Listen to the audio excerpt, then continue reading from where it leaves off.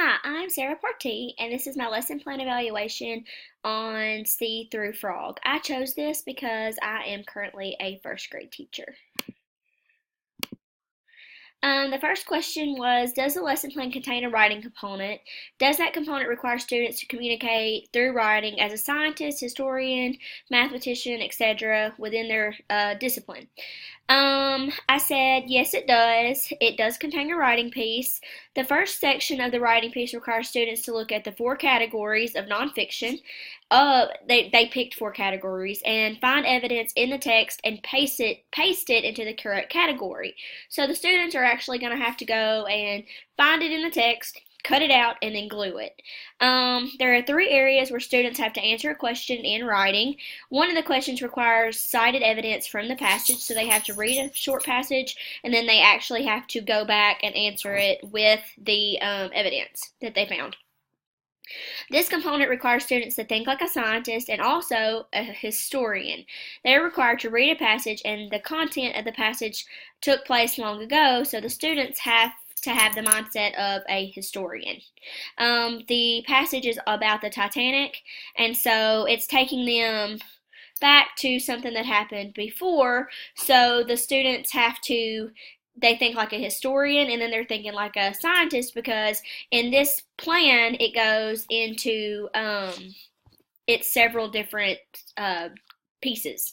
Then this does apply to real world because students need to be able to make connections to text and find details in text and relate it into other areas. Does the lesson plan require students to interact at some point as an intellectual community? Do they share their knowledge, learning, findings using the language of their discipline? The lesson plan does require students to interact as an intellectual community. They are given the opportunity to share their knowledge, learnings, and findings using the language of the discipline. The students are giving a performance task on the Titanic anniversary. The tasks are differentiated into less complex and more complex. I like that they are differentiated so the teacher can challenge all of his or her students. So the teacher has the choice of giving some of the lower students a less complex and the higher students more complex, and they're still being able to share their knowledge, learnings, and findings. Does the lesson plan include a project-based activity? Are they doing the work that a real scientist, mathematician, historian would in the real world? So I looked up project-based learning, and project-based learning is a teaching method in which students gain knowledge and skills by working for an extended period of time to investigate and respond to authentic, engaging, and complex question, problem, or challenge. So the answer to the question is yes, I feel like it does. It does include a project-based activity because a scientist does his or her work in steps and it is thorough. I feel like this lesson plan allows the students to do the same. The lesson starts with preparing to read, having the students look at descriptive words. Then it moves on to close reading, which is attached to reading information standards. And lastly, it moves into the skill focus, having the students work independently using text features. So they are working on the same project and using different skills for an extended period of time, and they are investigating.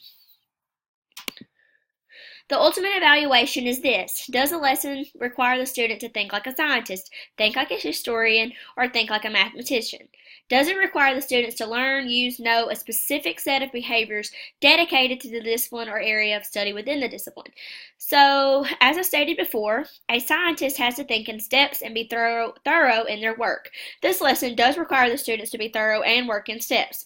The first activity has the students think like a detective and actually cut pieces from the text that have certain text features and glue them to the paper.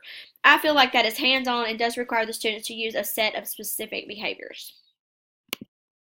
And my conclusion: this lesson was very detailed and requires the students to think like a scientist and also a historian because it talks about things that happened in the past. The lesson is geared towards text features but has the students walking through steps and detailed as if they were scientists.